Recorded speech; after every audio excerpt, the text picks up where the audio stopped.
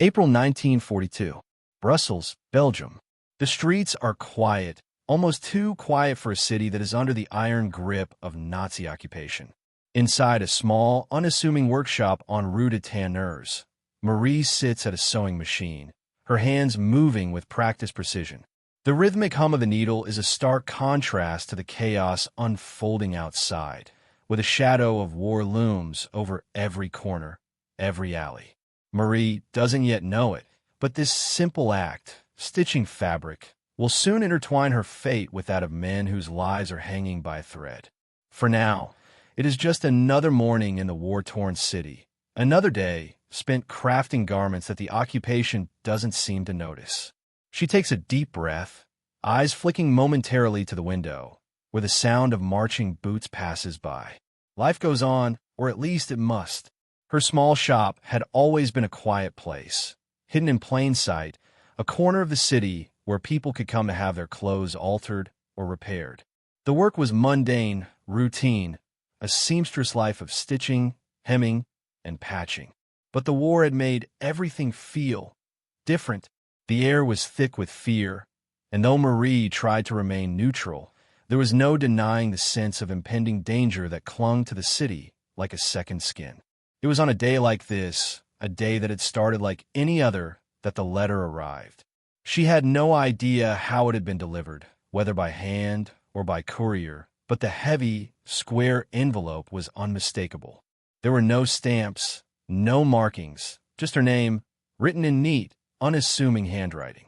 With trembling fingers, she tore open the envelope and unfolded the paper within. The note was brief, but made her blood run cold. It wasn't a letter, not exactly, but a request, no, a command. A simple plea, and yet something far more dangerous beneath it. You will be required to alter certain garments. The details will follow. Do not ask questions. The lives of many depend on you. No signature, no explanation, just a chillingly clear demand. Marie had no idea who the letter was from, but she knew well enough not to question it. The war had created 1,000 different ways people had to navigate the world without asking too many questions. It was all about survival, both physical and moral. Days passed, and then the first visitor arrived. A man tall, dressed in an oversized coat that seemed too large for him, entered the shop. His eyes darted around the room nervously, as though looking for something he might have missed. He introduced himself as Paul, though Marie had no reason to believe that was his real name. In the world they now lived in, names were often as false as the identities people were forced to create in order to survive. Paul didn't speak much. His presence was a bit unsettling, yet somehow it didn't seem entirely out of place. He had the aura of someone who was used to moving in the shadows, someone who understood the importance of silence. He came straight to the point. "I need your help," he said quietly, his voice low and deliberate. "There are certain men, British airmen, who need to escape. They are being hunted, and we have a way to get them out. But we need your skills." Marie hesitated, her needle hovering in midair as she processed his words. She could feel her heart begin to race. Her mind was screaming to refuse, to close the door and pretend this never happened. But something held her back. A deep, unsettling sense of inevitability settled in her stomach. This was no coincidence. The letter, the visitor, this was happening for a reason. She had no choice but to play her part. "What do you need me to do?" she asked, her voice barely above a whisper. The man handed her a coat. It was well worn, probably from one of the airmen, though it looked ordinary enough. The only thing that struck her as odd was the lining. It seemed heavier than it should be, the fabric a bit too thick for a coat. As she ran her hands over it, she felt the subtle indentation of what could only be described as a map, an intricate, hand-drawn map of the region, lines and routes marked in careful detail. Her heart skipped a beat. Paul's eyes bore into hers.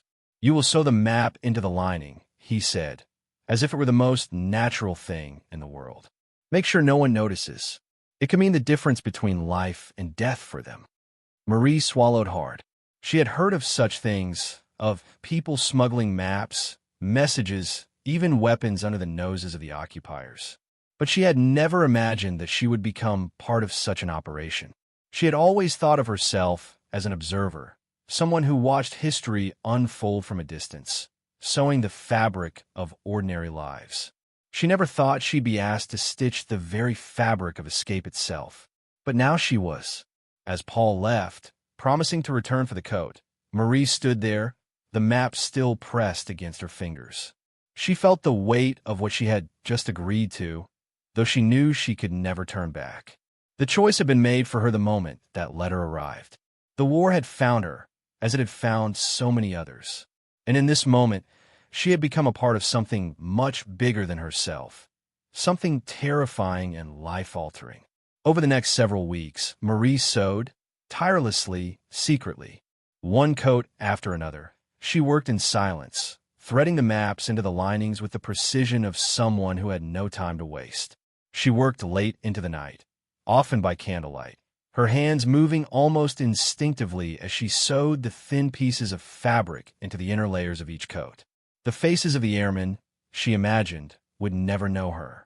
They would never see her as they passed by, running for their lives, their fates depending on a few careful stitches.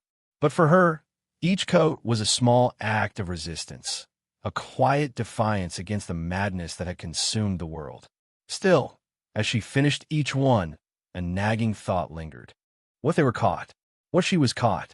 The Gestapo had eyes everywhere, ears everywhere. One wrong move, one careless mistake, and it would all be over. She couldn't afford to slip up. Not now. Not when so much was at stake. And so she sewed on. Alone. Unknown. Her quiet work might never make the history books, but in the shadows, where the war raged without mercy, her hands wove a thread of hope into the fabric of escape. June 1942. Brussels, Belgium. The city had changed in ways Marie could not ignore. The atmosphere had grown thick with tension, a constant, suffocating reminder that life was no longer as it had once been. The streets felt more dangerous, the faces around her more suspicious. The war, which had once seemed distant and remote, had become an omnipresent force, a shadow that loomed over every action, every choice. In the quiet of her shop, Marie worked, her hands moving over fabric with the same practiced ease as always. But nothing felt the same. The coats piled up around her, each one more urgent than the last. She sewed quickly, threading the hidden maps into their linings with precision, her hands steady despite the turmoil within her. Each coat was another small victory, another life saved. But with every stitch, the risk grew. The men who had come to her were a part of something bigger now, something far more dangerous. And Marie had become entangled in it, unwillingly but irrevocably. There were whispers of the Gestapo closing in on their network, of spies in the streets, of the looming danger of betrayal. Marie no longer worked alone. The man who had first brought the coats to her, Paul, returned more frequently now. His visits were brief, his instructions curt. He was more cautious than before, his eyes always scanning the street outside, as if the walls themselves were listening. There was something urgent in his manner now, something more frantic in his every move.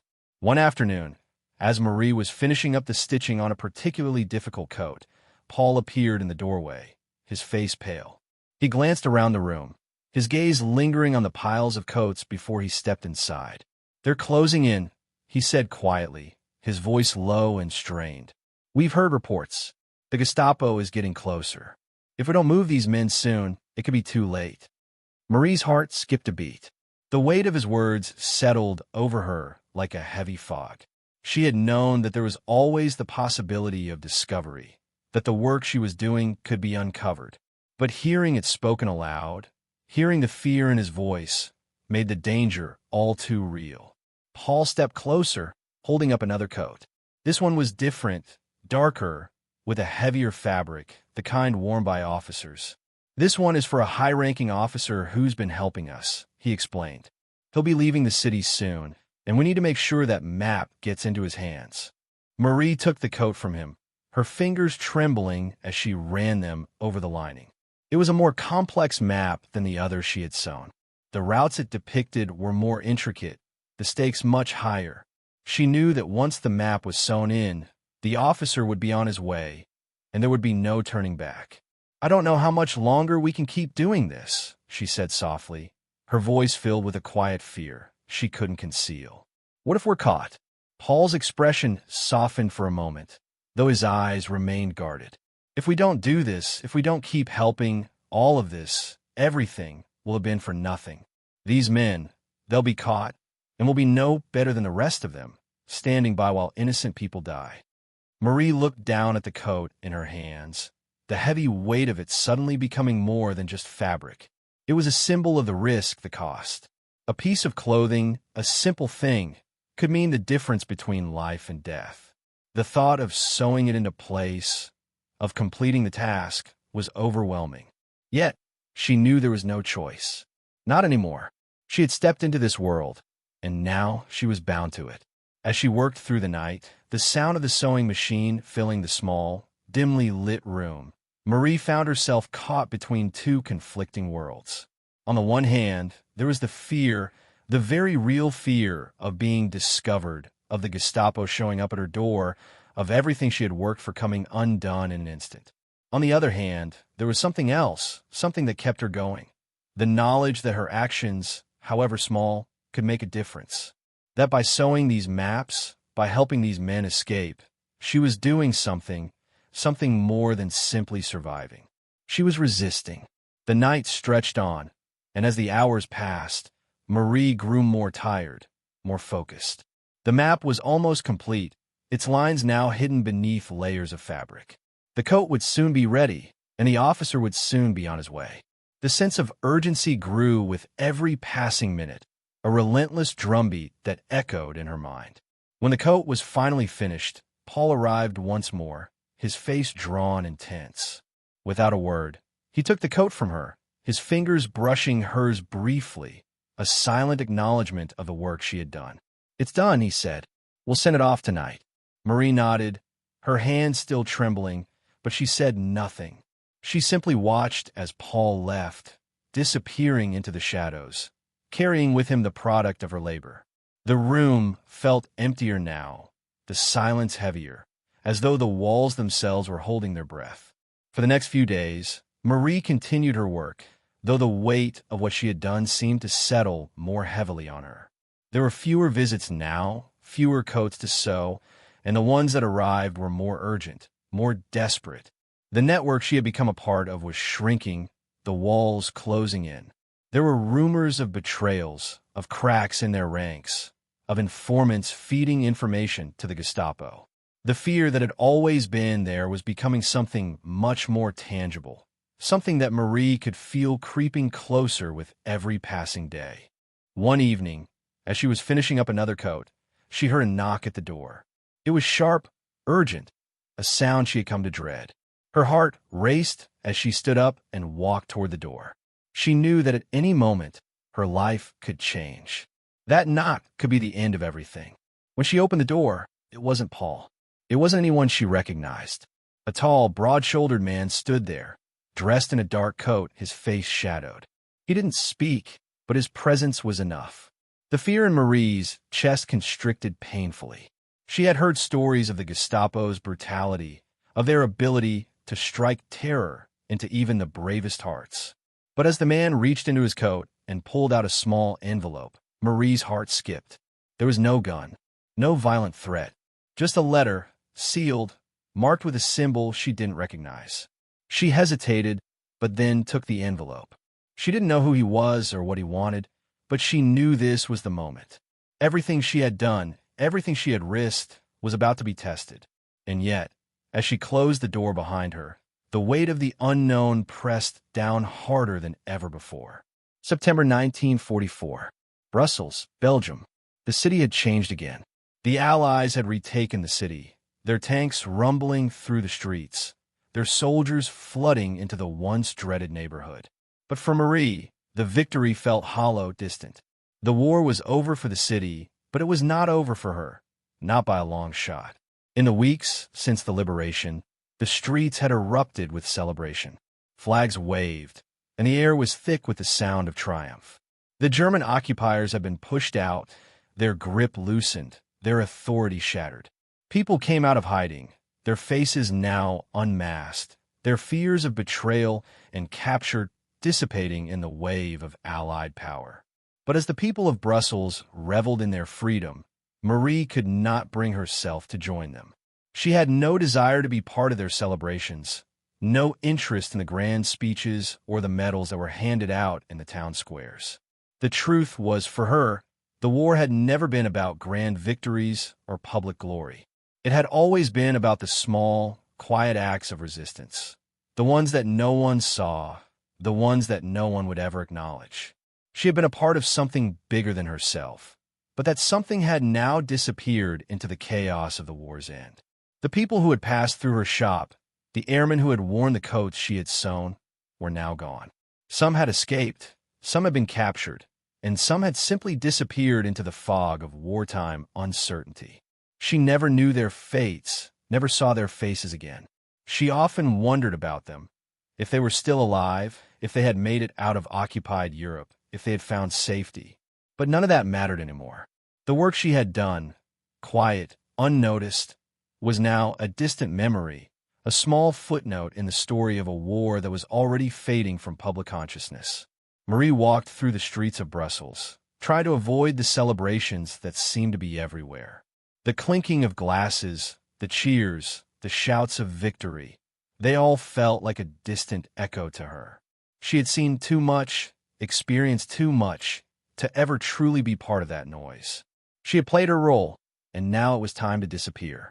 But as she made her way home, she passed a small shop, a place that had once been familiar to her. It was a bookstore, old and dusty, the shelves stacked high with books that no one seemed to read anymore. She had visited it many times before the war, looking for novels or histories, always seeking something to distract her from the world outside. The shop had been closed for most of the occupation, the owner having fled when the Germans arrived. But now, the shop was open again. On impulse, Marie stepped inside. The familiar scent of old paper and ink hit her immediately, and for a moment, it felt as though she had stepped back in time. The war seemed a distant memory, and for the first time in months, she felt something close to peace. The bookstore owner, a thin man with gray hair and tired eyes, greeted her with a wary smile. He didn't recognize her. No one ever did after all this time. She was just another face in a crowd of strangers now, a nameless survivor of a war that had claimed so much and left so little in its wake. "I haven't seen you in a long time," the owner said, his voice soft, almost as if he were speaking to himself. "I thought perhaps you had disappeared." Marie smiled faintly, a gesture of sadness more than joy. "No, I've been here, just keeping to myself." The man nodded, as though he understood, and gestured to the shelves. "The war's over now, but the world is still changing. There are things you might want to read." Marie looked at the books, her eyes scanning the titles, but nothing seemed to interest her. Everything felt irrelevant. The world had moved on, and she had no place in it anymore. Her part in the war, the quiet work of sewing maps into coats, was over, erased by the passage of time and the complexity of history. As she turned to leave, her eyes fell on a small display near the door. It was a collection of wartime memoirs, books about the resistance, the liberation, the stories of those who had fought and died. She hesitated for a moment, and then, on impulse, she picked up one of the books. The cover was simple, unremarkable, but the title caught her attention: Heroes of the Resistance.